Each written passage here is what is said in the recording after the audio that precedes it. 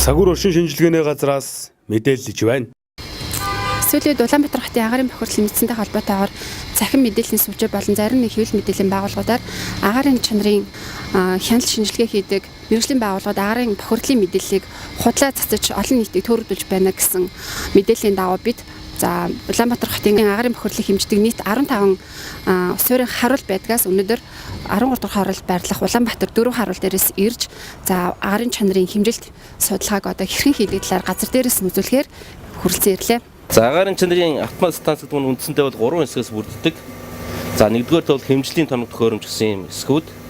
За хоёрдугаарт бол тохируулгын тоног төхөөрөмж. За гуравдугаарт мэдээлэл дамжуулах боловсруулалт төхөөрөмж гэсэн юм үндсэн 3 хэсгээс бүрдэж байгаа. Тэгэхээр зэрэг энэ автомат станц маань бол ерөнхийдөө бол олон улсын ISO стандарт болон Европын стандартуудын дагуу үйлдвэрлэгдсэн тоног төхөөрөмжөөр бүрэн тоноглогдсон байгаа.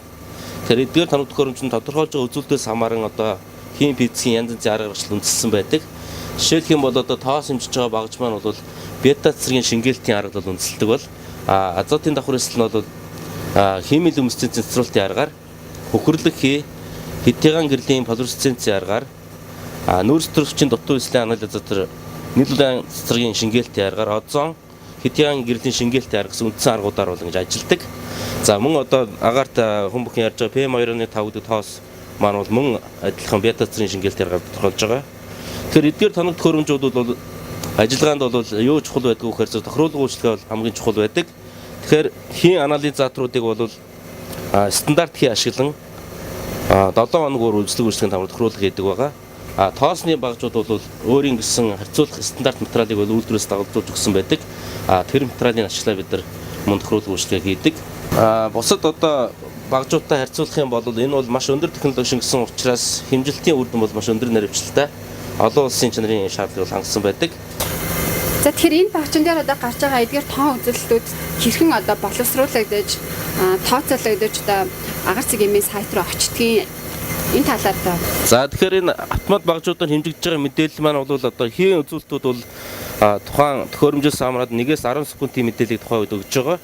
Гэхдээ манай мэдээлэл дамжуулах систем бол 15 минутын мэдээллийг бол авдаг. За мөн тоосны багж болохоор зэрэг цаг тутмын мэдээллийг гаргаж байгаа. Тэгэхээр энд боловсруулагдсан бүх мэдээлэл маань мэдээлэл дамжуулалт төхөөрөмжөөрөө дамжуулаад төв сервер руугаа 30 минут тутамд дамжиж байгаа.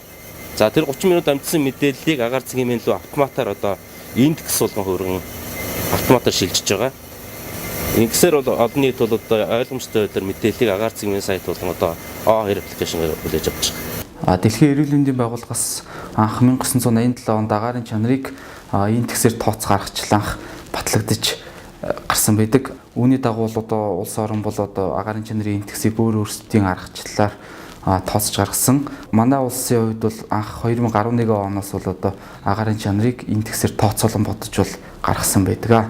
2018 оны 10 дугаар сарын 10-ны өдрийн байгаль орчин аялал жуулчлалын сайтын А387 дугаар тоо тушаалаар бол одоо агаарын чанарын индекс дахин шинчлэгдэн батлагдаж гарсан. Энэ индексээр бол одоо 6 өнгөтэй агаарын чанарын индекс 0-аас 50 байх юм бол ногоо өнгөтэй буюу цэвэр, 51-ээс 100 байх юм бол шар өнгөтэй буюу хэвийн, 101-ээс 200 байх юм бол бага бохирдолтой буюу улбар шар, 201-ээс 300-ийн хооронд байх юм бол улаан өнгөтэй буюу бохирдолтой, 301-ээс 400-ийн хооронд байх юм бол их бохирдолтой буюу ягаан, 401-ээс 500-ийн хооронд байх юм бол хүрээ өнгөтэй буюу маш их бохирдолтой гэсэн ийм үзүүлэлтүүдээр шинжилэн батлагдсан байгаа.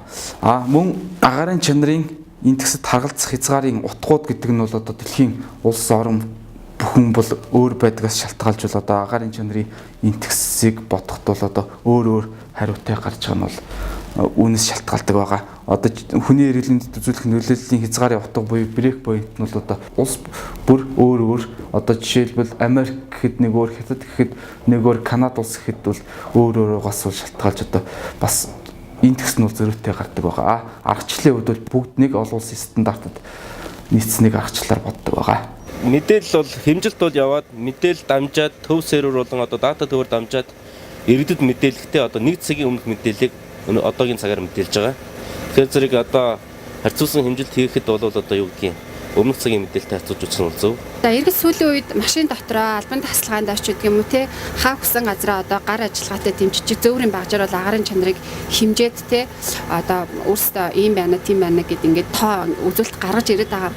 Тэгэхээр зэрэг энэ тоо үзүүлэлт одоо манай эндээс гарч байгаа тийм боловсруулагдаа те тусгай одоо индексээр бодогдоод ингээд гарч ирсэн тоо үзүүлэлт хоёрын алинд нь итгэх хэрэгтэй юм бэ? За ерөн сүүлийн үед яг хуу энэ эдгээр тоног төхөөрөмжүүд өртөг зардлын бол өндөр учраас хямд технологийн төхөөрөмжүүдийн үйлдвэрлэх орлогуудыг бол дэлхийн нийтээр хийж байгаа.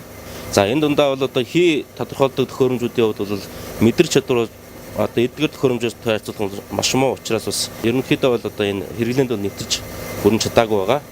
Тоосон зэрэг хэмждэг янз бүрийн жижиг төхөөрөмжүүд бол байдаг.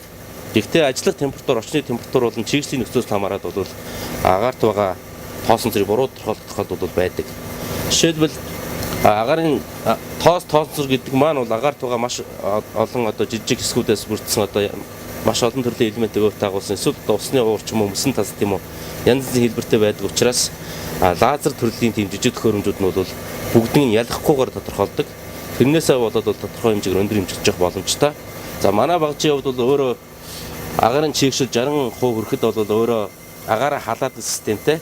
Агаар халснаар бол тодорхой хэмжээнд тэнд дагуулж байгаа чийг одоо мөсөн талд байдаг юм одоо тоос биш зүйлүүд нь арилаад яг бодит тоосны хэмжээг бол гаргаж ирдэг байна. За иргэдийн ашиглаж байгаа тэр тоосон зэрэг жижиг төхөөрөмжүүд маань ихэвчлэн бол нэмэг температурт ажилладаг дотоод орчин зориулагдсан байдаг. Тэгэхээр зөв манай орн шиг ийм эрс дөрөс самцалтай өвлийн нөхцөлд бол ашиглахад бол бас хэмжилтийн дүр мэдээлэл тохиромжтой биш бас дөрөнд урдсан агаарт байгаа чийгшлээс үүдэлтэй мөсөн талд байдаг юм уу усны уурууд юм тэр хэмжлэгтүүнүүдийг бол тоосон зэрэг тодорхойлгоор бол их өндөр хэмжлэг гарах магадaltaй байдаг. Тэгээд дээрэс нь одоо энэ төрлийн төхөөрөмжүүдийн Монголд бол баталгаажуулдаг газар байхгүй байгаа. Тэгэхээр тэрнгээр хэмжигдсэн мэдээлэл бол баталгаатай мэдээлэл бас төвөгтэй. Тэгэхээр иргэд бас одоо тэр төхөөрөмжийг ашиглахдаа бас хаана ашиглах уу одоо яг одоо ашиглалтын заавартаа танилцж одоо тэрнийхэн дагуу ашиглах нь үзүүлдэг гэж бодож байна. Цагуур орчин шинжилгээний газрын мэдээллийн студийн сурчлага баг за агарын чанарын суурийн харуулт дээрээс та бүхэнд агарын чанарын хэмжил судалгаа хэрхэн хийдэг болон энэхүү мэдээлэл хэрхэн боловсруулагдаж иргэдэд хүрдэг тухай газар дээрээс нь танилцууллаа.